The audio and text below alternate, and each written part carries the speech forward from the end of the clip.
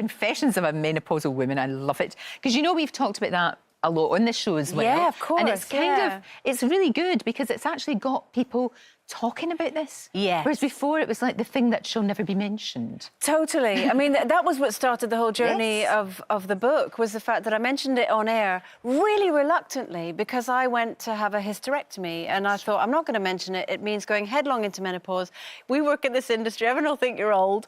And within 24 hours, 10,000 women got in touch wanting to know information. So that was what led to the book. And I called it Confessions of a Menopausal Woman because I thought the only way to get a conversation started is to be really honest. Absolutely. And really open. Of course. What's so brilliant about this is obviously I released the hardback last year. When you release a hardback, you write it with all your heart, you put it out into the wild and hope that it goes well. With a paperback, what that means is you've been getting all the feedback. You know that people are enjoying it, and it gives you a sort of fresh opportunity to talk about the fact that this covers everything that half the population of the entire planet are going through, and yet, but a few years ago, no one was talking about it. No, very reluctant. And now you're taking it on the road. I'm going on tour. You're going on tour, Andrea McLean. I know. How mad is that? No, it's great. We thought, obviously, that the book is coming out on Thursday, so we thought, what can we do to sort of celebrate the fact that yes, we've got the nation talking? Sure. So we thought, I have people coming up to me in the street saying, I get a lot of hugs, probably very similar to you, people telling me, because of your book, I had the confidence to go to the doctor and ask for the help I needed. Sure. I've had men hugging me as I'm paying in car parks, and literally going, you're the woman who wrote that. I've seen it on my wife's bedside table. Yeah. You've saved our marriage. Wow, and that's so, fantastic. It really means an awful lot to me to have Sure. conversations like this. So I thought, rather than have these sort of one-to-ones, why not bring everybody all in the same room and we can all have a laugh about it. I've worked in TV now for 22 odd years. I've got a lot of fun stories to tell as well.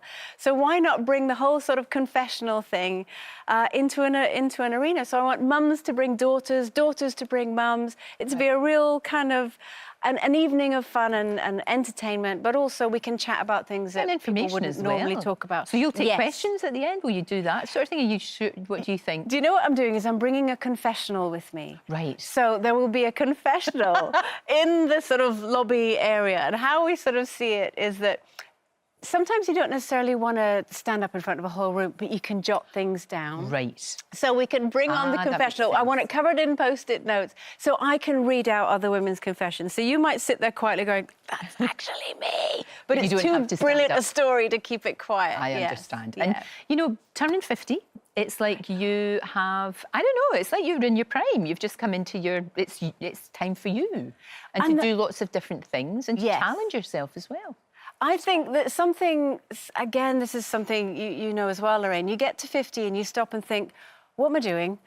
What am I doing? Most of the time I think that. What am I doing? And how have I got to this point and where do I want to go afterwards? And I realised I'd got to 50 and I'd only ever said yes to things that either I knew I could do or that I would like to do or I felt comfortable with.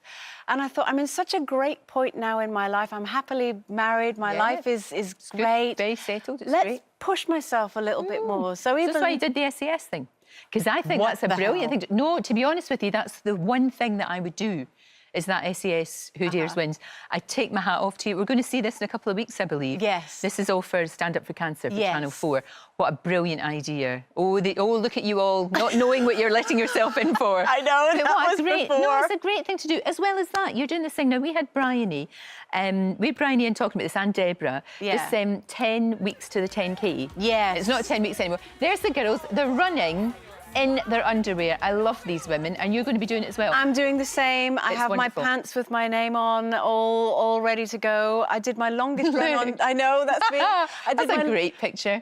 My longest run on Saturday, which was 7K, and I've spent the weekend recovering. How you did the marathon, I don't hats know. off to I don't know how I did it. Know. I think I didn't exactly do it in a speedy time, but who cares? Well, who cares? It doesn't matter. Mine's only 10K, and I will still get beaten by a man dressed in I get beaten by a underwater gear. Cornish pasty. It's fine, it doesn't matter. It's all right. You still do it and it's okay. I think this is such a brilliant idea, Andrea. Thank I really you. do, because not enough women were talking about the menopause. Yeah. A lot of them are now, and it's not become the dreaded M word anymore. It's just Not at all. It's part of being a woman. It's just part Well, of it, it's 50% of the population will go through it, and also Exactly. for the tour as well. The tickets are all through my website as well. So if Fantastic. you want to Google it, that's where you'll get them.